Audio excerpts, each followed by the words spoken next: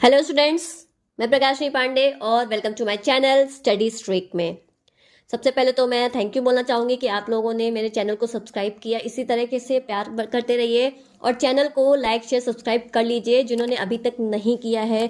मैं आपको इसी तरह एक एक करके सारे नोट्स और सारे टॉपिक्स क्लियर करती रहूँगी। और अगर आपको कोई भी कन्फ्यूज़न होता है, कोई भी क्वेश्चन पूछना है लास्ट टॉपिक में, या आगे कोई नया टॉपिक आप पढ़ना चाहते हैं, तो कमेंट सेक्शन में हमें कमेंट करके बताइए कि आपको नया टॉपिक कौन सा पढ़ना है। तो जैसे कि अभी तक हमने सारी अभी एक्सप्लेनेशंस पढ़े हैं कि एग्जाम पेपर हमारा फॉर्मेट कैसा होता है, सिलेबस कैसा होता है, और यूनिट फर्स्ट हमने पढ़ा।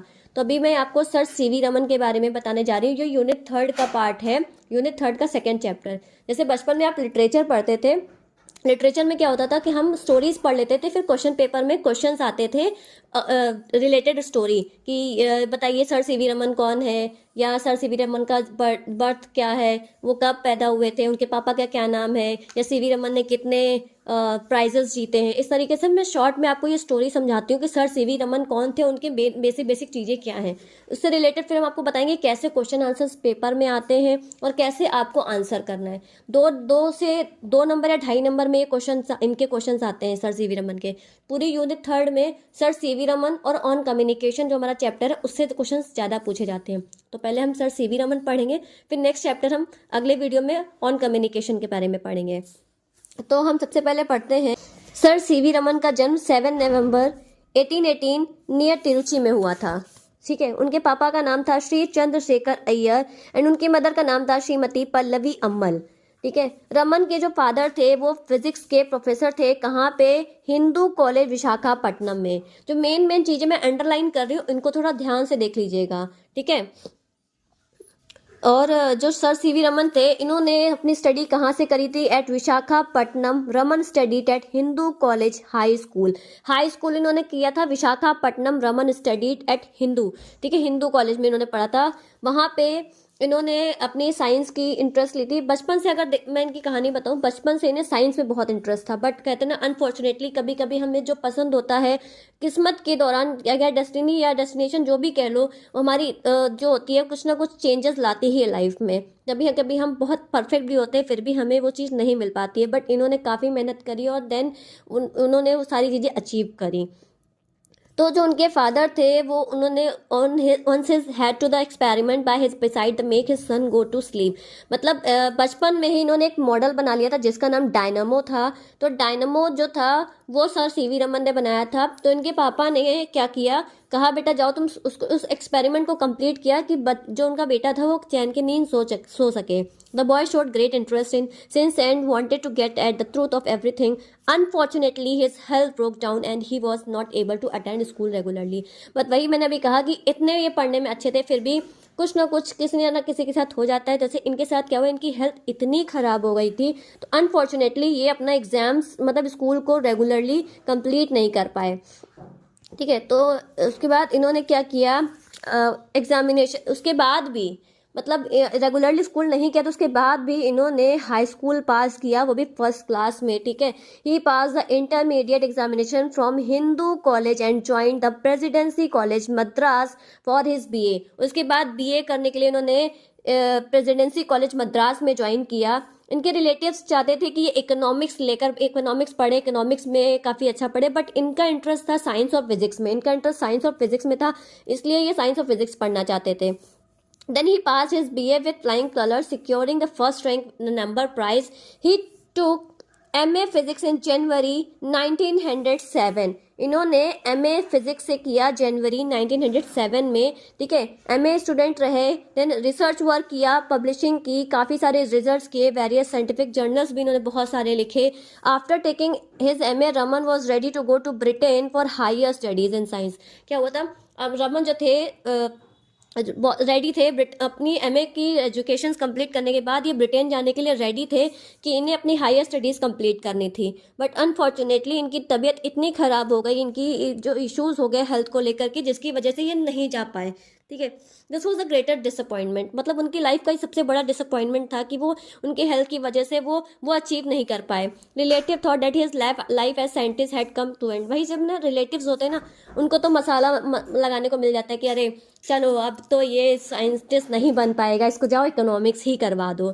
देन फोर्सफुली जब इनकी अनफॉर्चुनेटली इनकी तबीयत इतनी खराब हो गई थी, तो फिर उन्होंने इकोनॉमिक्स में अपनी अपनी स्टडीज़ करी। इसके बाद इन्होंने examination Calcutta in history economics. Even the Raman came the 1st and June 1997. He was appointed Deputy Accountant General in Calcutta. What a job for a scientist. How could a scientist Raman put up with the life of Deputy Accountant General?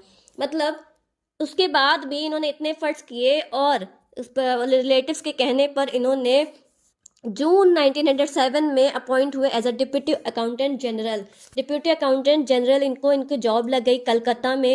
इन्होंने उसमें भी history create की कि first rank लेकर के आए। तो वो पढ़ने में इतने अच्छे थे, तो चाहे रिलेटिव्स हो चाहे कुछ भी हो, हम वी आर अगर बेस्ट तो हम कुछ भी कर सकते हैं, ठीक है।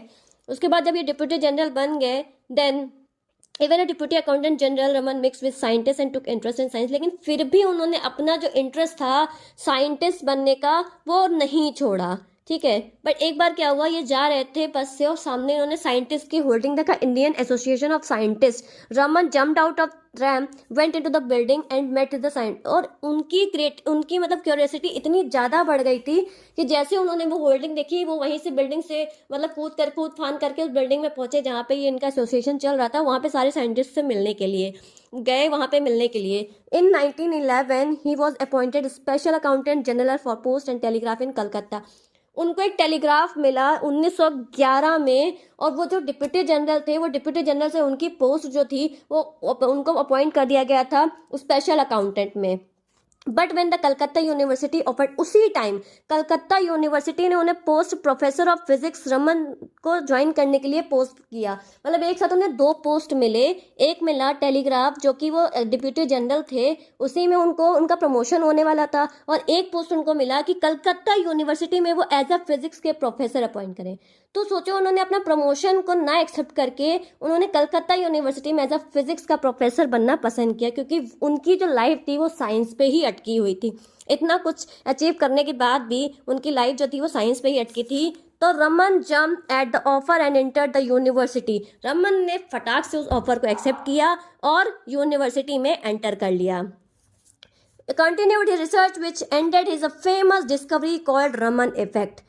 उनकी सबसे फेमस डिस्कवरी जो थी, अपनी उनकी रिसर्च इतनी ज़्यादा बढ़ी और उस रिसर्च के नाम से वो जाना जाता है रमन इफेक्ट के नाम से। अगर आपको क्वेश्चन पूछा जाए, इफेक्ट के लिए उन्हें नोबेल प्राइजेस में भी मिले, उन्होंने कई सारे यूनिवर्सिटीज़ भी ओपन करी, इंस्टीट्यूट भी बनाए, काफ़ी चीज़ें करी। तो ये रमन, सीवी रमन की स्टोरी थी, शॉर्ट स्टोरी मैंने आपको बताई अभी, ठीक है। मैंने इसमें पूरा पीडीएफ ऑलरेडी मेंशन किया, तो आप देख सकते हैं। अब देखिए कि जो क्वेश्चंस हैं, क्वेश्चन पेपर में कैसे क्वेश्चंस आते हैं। क्वेश्चन पेपर में आपसे क्वेश्चन पूछा जा सकता है, list the honour and Raman was awarded, या enumerate the honours and conferred on CV Raman. यानी कि सीवी रमन जो थे उनको कौन कौन से अवार्ड्स मिले थे। तो उनको 1930 में नोबेल प्राइज़ मिला था, 1929 में नाइटेड बाय किंग जॉर्ज मिला था, 1954 में भारत रत्न अवार्ड मिला था, एंड 1957 में international Lenin prize by the Soviet Union मिला था। ऐसे कई सारे अवार्ड्स उनको मिले थे। तो मैंने शॉर्ट में ये कुछ क्वेश्चन हैं, ये पढ़ लीजिएगा, इस तरह से क्वेश्चन पूछे जाते हैं, ठीक है।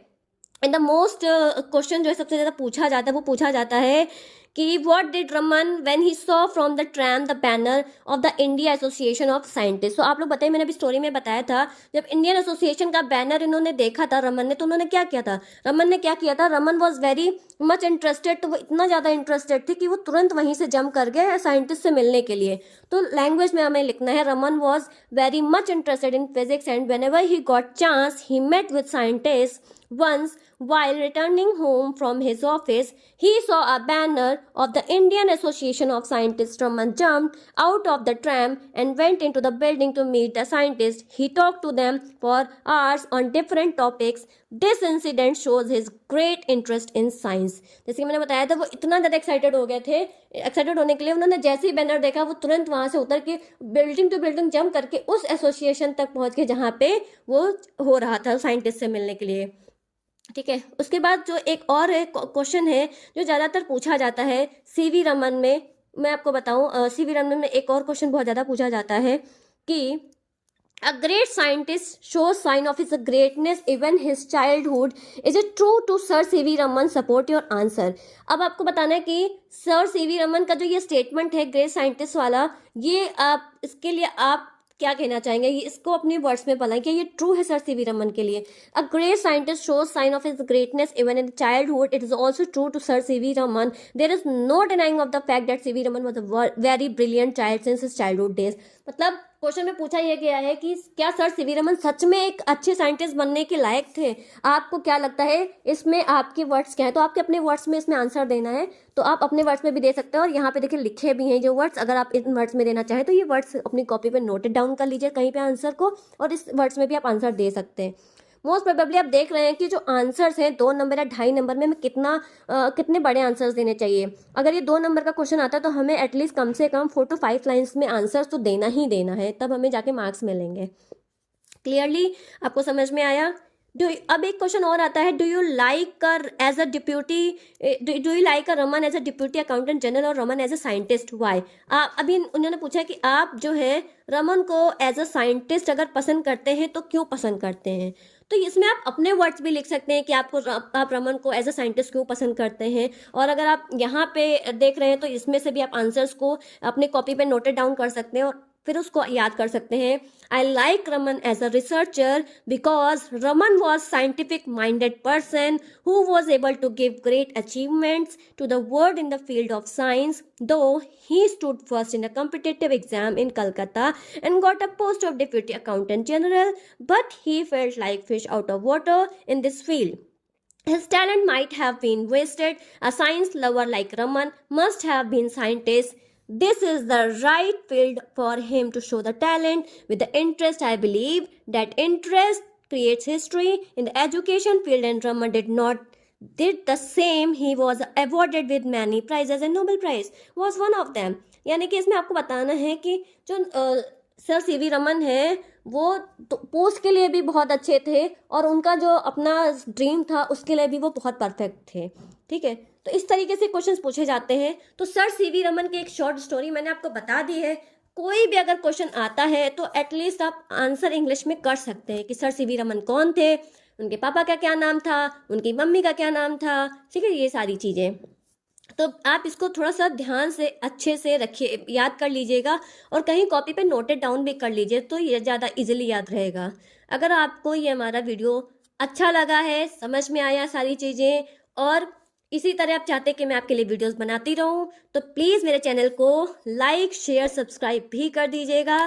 साथ ही साथ बेल आइकन पे जरूर प्रेस करिएगा. जैसे ही मैं नया वीडियो पोस्ट करूँगी आपको नोटिफिकेशन मिल जाएगा. ओके, तब तक के लिए टेक केयर, बाय बाय.